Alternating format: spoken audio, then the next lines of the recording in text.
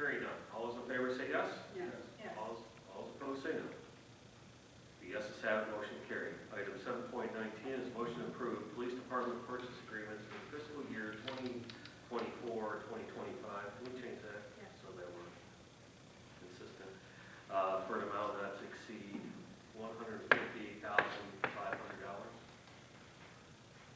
Motion to approve. Support. Oh, okay, you guys think that.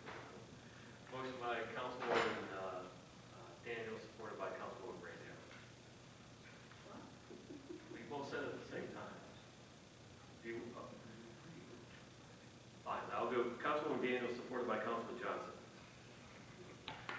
Is there any discussion? Hearing none. All those in favor say yes. Yes. All opposed say no. Yeses have it, motion carried. Item 7.20 is a motion to approve West Shore Services Incorporated sole source to upgrade the federal signal control point console for the emergency sirens in an amount not to exceed $15,729 funded through police ARPA funds. Make a motion. Support.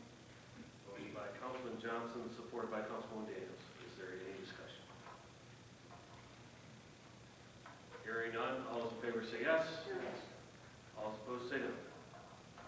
The yeses have it, motion carried. Item 7.21 is a motion to approve City of Taylor Budget Amendment 2024-013 dated June 18, 2024. Motion. Support. Motion by Councilwoman Witten, supported by Councilman Johnson. Is there any discussion? Chairman.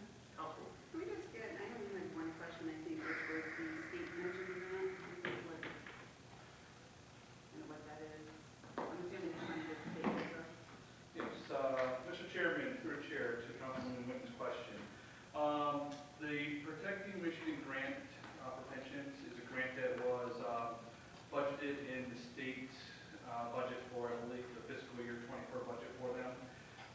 Cities had to apply to have a pension plan that was under 60% funded as of, this would be the audit year for the city as of 6/30/21, which the general pension plan met those requirements.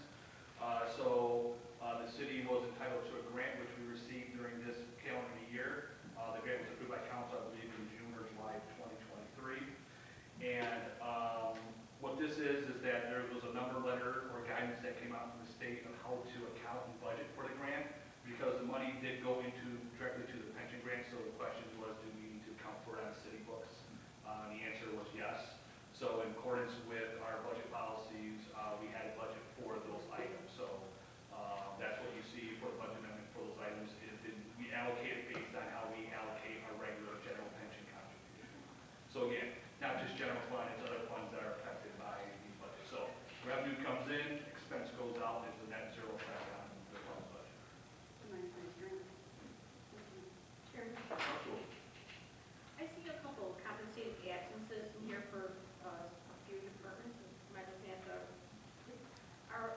why are there just a few departments in this entry, not all? I can explain that through the chair.